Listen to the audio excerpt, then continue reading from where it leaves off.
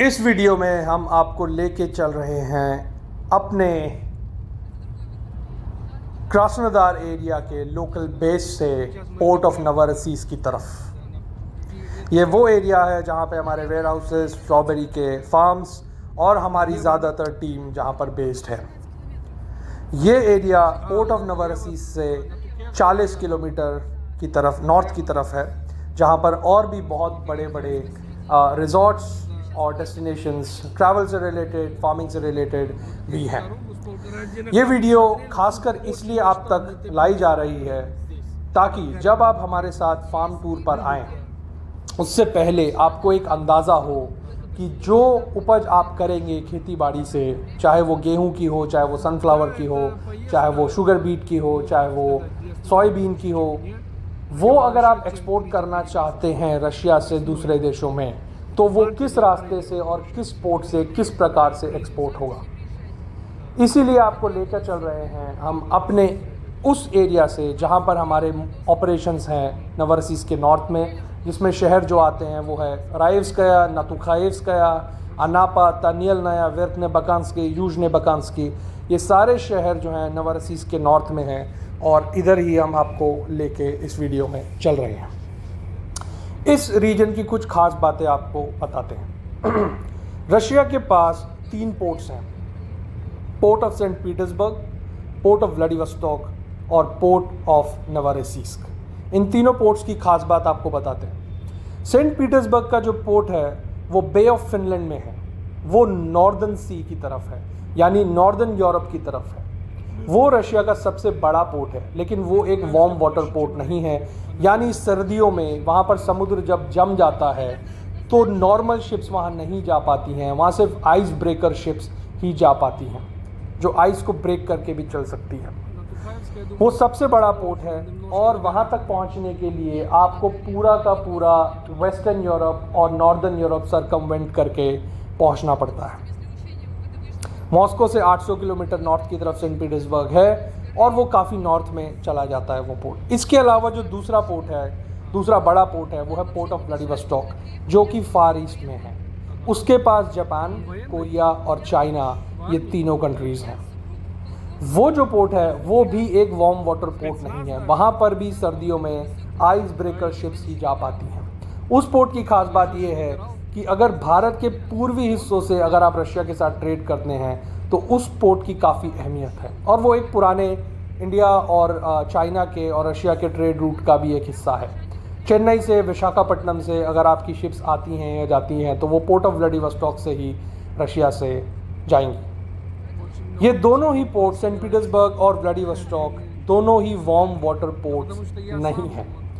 Warm water port की अहमियत क्या हो सकती है? वार्म वाटर, सबसे पहले वार्म वाटर पोर्ट क्या है? वार्म वाटर पोर्ट का मतलब है जो पूरा साल फंक्शनल रहता है, जहां बर्फ़ नहीं जमती है समुद्र में, जहां ठंड इतनी नहीं पड़ती है कि ऑपरेशंस को हॉल्ट किया जाए या स्लो हो जाए। वो जैसे इंडिया के जितने भी पोर्ट्स हैं सारे वार्म वाटर पोर्ट हैं, मिडल ईस्ट के जितने भी पोर्ट्स हैं वार्म वाटर पोर्ट हैं। अब अगर आपको ये समझना है कि वार्म वाटर पोर्ट की अहमियत क्या होती है तो उसके लिए आप ये समझिए कि कोल्ड वॉर 1945 से लेके 1980s के एंड तक चली और वो अपनी चरम सीमा पर तब पहुंची जब सोवियत यूनियन ने अफगानिस्तान के रास्ते अरब महासागर में एक वार्म वाटर पोर्ट का एक्सेस चाहा।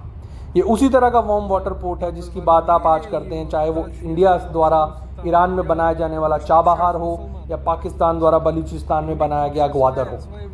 इसी तरह का एक पोर्ट रशिया को भी चाहिए था। उस समय वो रशिया नहीं था, उस समय वो सोवियत संघ के नाम से जाना जाता था, या सोवियत यूनियन या फिर USSR। उनको अफगानिस्तान के रास्ते एक वार्म वाटर पोर्ट की एक्सेस चाहिए थी, उनको अरब महासागर में अपना प्रेजेंस बनाना था और अमेरिका और नेटो और जितना भी वेस्टर्न वर्ल्ड था वो इस तरह की स्ट्रेटेजिक एडवांटेज सोवियत यूनियन को कभी नहीं लेने दे सकते थे। अगर वो हो जाता तो आज इस दुनिया में सोवियत यूनियन के बराबर पावरफुल कोई भी और दूसरा ऑर्गेनाइजेशन नहीं होता। शायद अमेरिका भी आज इतना पावरफुल नहीं होता जितना कि आज वो है। चाइना और सोवियत यूनियन ये मिलकर इस दुनिया की सारी पॉलिसीज़ डिक्टेट कर रहे होते। इसी वजह से अमेरिका को जब ये चीज़ समझ में आई कि वो वार्म वाटर पोर्ट एक्सेस करने के लिए अफ़गानिस्तान तक पहुंच गए हैं और फ्यूचर में ईरान या पाकिस्तान के थ्रू अफ़गानिस्तान से साउथ आते हुए वो इंडियन ओशन, अरेबियन सी तक पहुंच जाएंगे, यूएस ने अपनी पूरी ताकत झोंक दी उनको इस काम से रोकने के लिए। और आज ये टेररिज्म के नाम पे जितनी भी आप बीमारी दुनिया में देख रहे हैं, ये पिछले 30-40 सालों में ही फैली है, जब यूएस ने हेविली इन्वेस्ट शुरू किया इस्लामिक मुजाहिदीन, Islamic terror, radical Islam, extremist Islam में इन्वेस्ट करना। पाकिस्तान उनका हब बना ट्रेनिंग का, जिसको आज सब जानते हैं। पाकिस्तानी जनरल्स, मुशर्रफ खुद इस बात को एक्सेप्ट कर चुके हैं कि they were heavily funded by the US government, by the CIA, and they created training hubs here for private military companies, you can call it. जिसको हम टेररिस्ट कहते हैं वो उनको पैरामिलिट्री के फोर्सेस कहते हैं। हालांकि उनके नाम इस्लामिक है, but they are trained just as a paramilitary force. और आज पाकिस्तान से लेके अफ्रीका तक, इंडिया से लेके अफ्रीका तक, जितना भी आप ये रेडिकल इस्लामिक ऑर्गेनाइजेशंस देखते हैं, चाहे वो अलकायदा हो, चाहे वो ISIS हो, चाहे वो दाइश हो, अल शबाब हो, बोको हराम हो, जितनी भी ये ऑर्गेनाइजेशंस हैं, ये सब उसी इनिशियल अमेरिकन इन्वेस्टमेंट के वजह से पैदा हुई हैं। तो आप ये समझ सकते हैं कि वार्म वाटर पोर्ट किसी भी देश के लिए जिसके पास वो नहीं है, वो कितना ज़रूरी होता है। इसी वजह से पोर्ट ऑफ नवरसीस की इम्पोर्टेंस रशिया के लिए बहुत ज़्यादा है, क्योंकि नवरसीस एक वार्म वाटर सी पोर्ट है।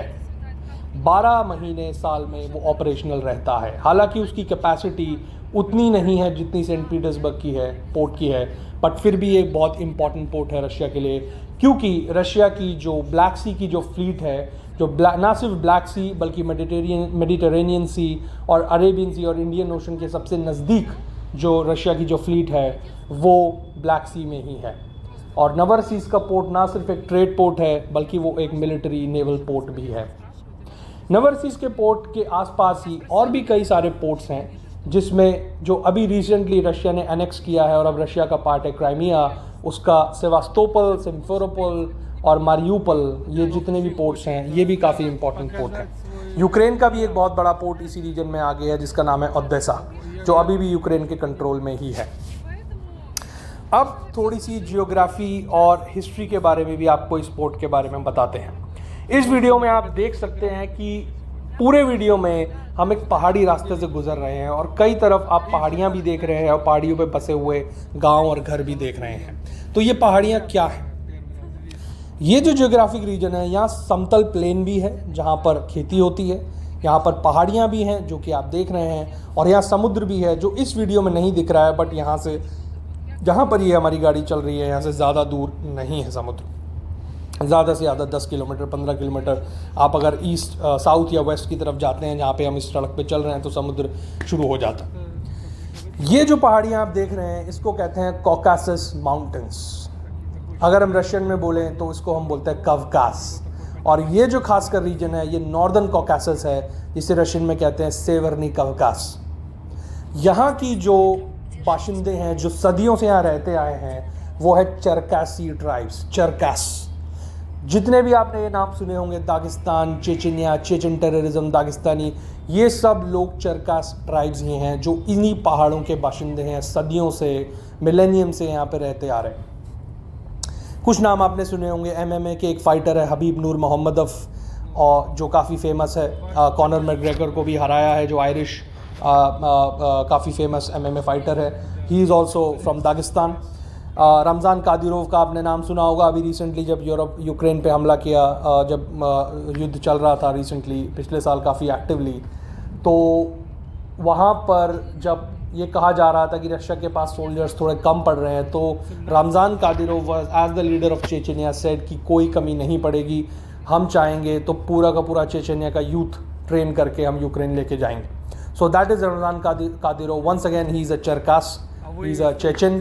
हबीब नूर मोहम्मदफ इज़ दागिस्तानी। तो ये जो रीजन है पूरा, ये चरकास का रीजन है, और ये जो ट्राइब्स हैं ये चरकासी ट्राइब्स हैं। और इस रीजन की खास बात ये है कि रशियन एम्पायर, आज से 200 साल पहले रशियन एम्पायर और चरकासी ट्राइब्स के बीच में ऑलमोस्ट 100 साल तक युद्ध चला था इस एरिया में डोमिनेट करने के लिए। वो युद्ध 100 साल चला, लेकिन रशिया उस युद्ध को जीत नहीं पाया। और वो युद्ध कोई ऐसा नहीं था जिसमें कोई बड़ी बड़ी सेनाओं ने भाग लिया। वो 100 साल तक छोटे छोटे स्किर्मिश, जिस तरीके से अफ़गानिस्तान में चलता रहता है, 2 हेलीकॉप्टर, 4 टैंक, 100 लोग, 50 लोग, इस तरह के लोगों के साथ वो युद्ध चलता रहा 100 साल तक। रशियंस ने काफ़ी नुकसान झेला इन 100 सालों में, कई पीढ़ियाँ गुजर गई, क्योंकि वो इस रीजन से नहीं थे, इसलिए उनको काफ़ी नुकसान झेलने पड़े। बट फिर भी रशियंस के पास इतना पैसा, इतनी मैन पावर थी कि वो उस युद्ध को लड़ते रह सकते थे। हालांकि इकोनॉमिक फ़ायदा उनके लिए इसका नहीं था।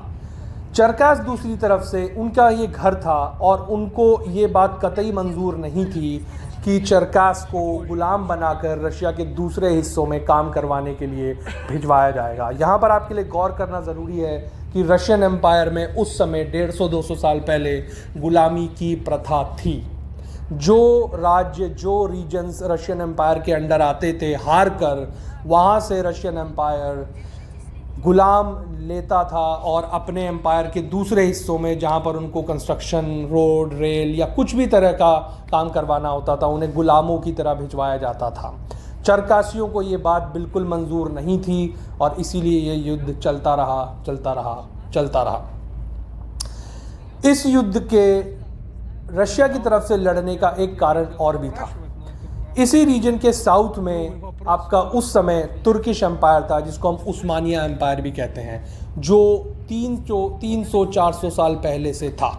जब तुर्कों ने कॉन्स्टेंटिनोपल, जिसको हम आज इस्तांबुल कहते हैं, उस पर कब्ज़ा किया था, तब से वो उस्मानिया एम्पायर काफ़ी स्ट्रॉन्ग था, और वो यूरोप में बल्गारिया तक, चेक रिपब्लिक तक, हंगरी तक, जर्मनी तक भी उन्होंने युद्ध लड़े थे और जीते भी थे। इसी वजह से रशिया ये युद्ध लड़ता रहा, क्योंकि अगर वो युद्ध नहीं लड़ते, क्योंकि चरकास इस्लाम के फॉलोअर्स हैं, इस्लामिक हैं, मुस्लिम हैं, और तुर्किश जो एम्पायर है, जो उस्मानिया थे, वो भी मुस्लिम थे, तो ये बहुत हाई प्रोबेबिलिटी थी कि चरकास जो है वो तुर्किश एम्पायर या उस्मानिया एम्पायर के साथ बिना युद्ध के ही जुड़ जाता। और अगर ऐसा हो जाता तो एक बहुत गंभीर समस्या रशिया के लिए उत्पन्न हो जाती, एक नहीं बल्कि कई। अगर आप नक्शा खोल के देखेंगे ब्लैक सी का, तो आप ये देखेंगे कि पूरा जो दक्षिणी छोर है ब्लैक सी का, जो दक्षिणी, जो सदर्न कोस्ट है, वो पूरा टर्की है। ब्लैक सी का पूरा सदर्न कोस्ट टर्की के पास है। अगर ये चरकास वाला हिस्सा, जिसमें जॉर्जिया से, टर्की से अगर आप ऊपर जाते हैं तो आपके पास आर्मेनिया, जॉर्जिया, और फिर सीधा आपका चेचनिया, दागिस्तान और चरकास शुरू हो जाता है। अगर ये हिस्सा भी उस्मानियों के पास आ जाता तो नवरसीस तक, क्रास्नोदार तक तुर्किश या उस्मानिया एम्पायर आ जाता, और रशिया उनको वहाँ से नहीं खदेड़ सकता था, क्योंकि वो पहाड़ों के ऊपर बैठ जाते। और अगर ऐसा होता तो ब्लैक सी का ना सिर्फ दक्षिणी छोर, बल्कि पूर्वी छोर और उत्तरी छोर तक भी रशिया के हाथ से चला जाता। मतलब ब्लैक सी का 3/4 हिस्सा तुर्की के पास आ जाता, और अगर 3/4 आ जाता तो जो बचा हुआ 1/4 जो आज बुल्गारिया और रोमानिया के पास है, वो भी तुर्की उनसे छीन लेता, और ब्लैक सी का पूरा एरिया टर्किश एम्पायर के अंदर चला जाता, और ब्लैक सी के आसपास जितनी भी कंट्रीज़ हैं वो सब तुर्किश एम्पायर का पार्ट बन जाती, जिसमें यूक्रेन, बुल्गारिया, रोमानिया, मोल्दोविया और ईस्टर्न यूरोप की और भी कुछ कंट्रीज़ मिला के उस्मानिया एम्पायर के पास चली जाती। इसी वजह से ना चाहते हुए भी रूस के लिए ये युद्ध बहुत ज़रूरी था। यह युद्ध चलता रहा, और फाइनली एक बहुत ही अहम शख्सियत और बहुत महान इंसान, जो रिस्पेक्टेबल आज भी हैं चरकास के एरिया में और रशिया में भी रिस्पेक्टेबल हैं, उनका जन्म हुआ, जिनका नाम था इमाम शमील। वो चरकासी ही थे और वो काफ़ी रिस्पेक्टेबल थे। काफ़ी सालों तक उन्होंने भी युद्ध लड़ा रशिया के अगेंस्ट, और उनकी कई संतानें हुई। उनमें से एक जो बेटा था, वो बचपन में ही एक युद्ध के दौरान कुछ ही समझौते के तहत रशियंस ने अपने पास अमानत के तौर पे रखा। बोला हम इसे पढ़ाएंगे, लिखाएंगे और हम इसको एक मिलिट्री में ऑफिसर बनाएंगे अपने, जिसके लिए इमाम शमील किन्हीं कारणों से उन्होंने एक्सेप्ट कर लिया, या शायद वो उनको युद्ध में किडनैप कर लिया था, कुछ तो था रीज़न, और वो उनको अपने साथ ले गए।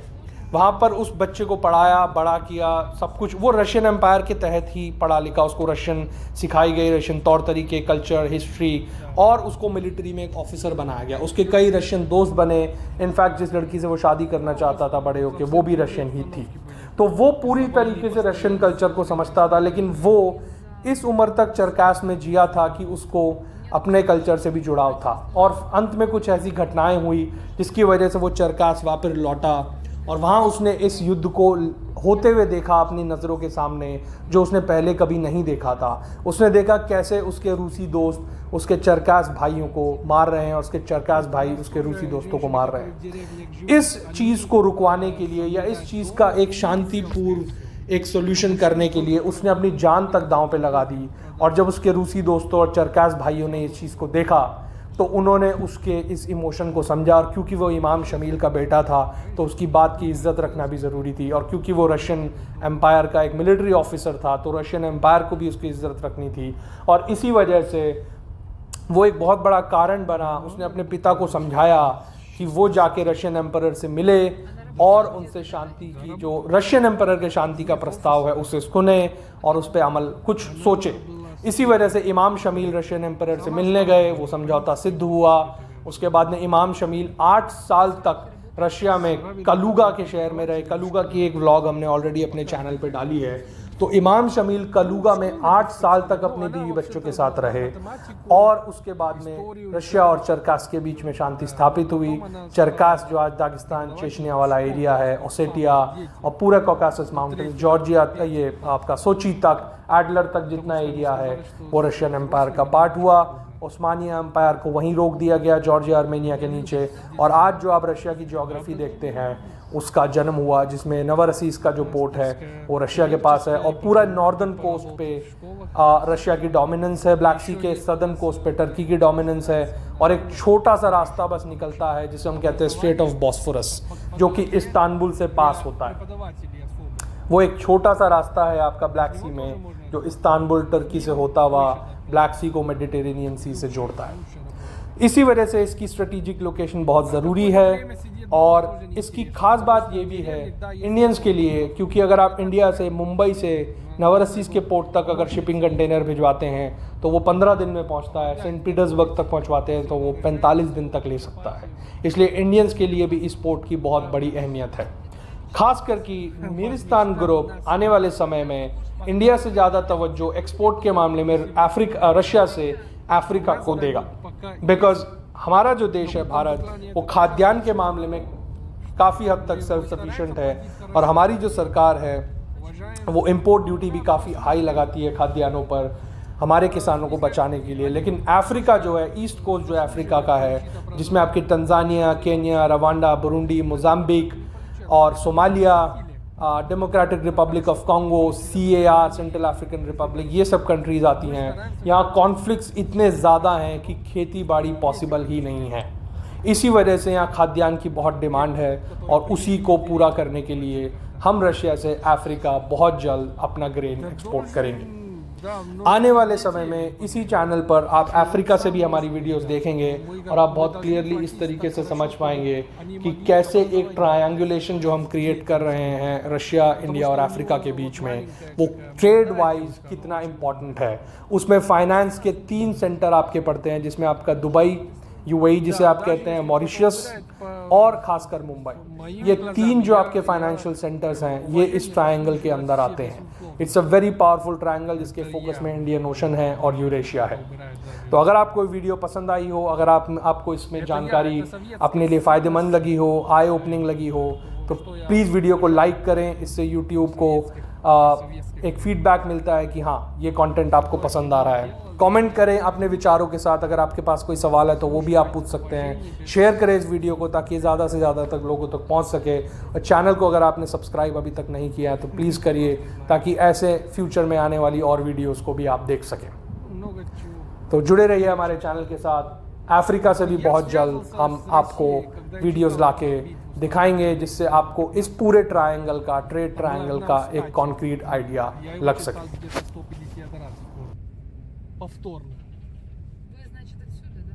Я не знаю, я об этом не хочу, но когда я был здесь в 16 году, первый раз в России, был в Сталинграде.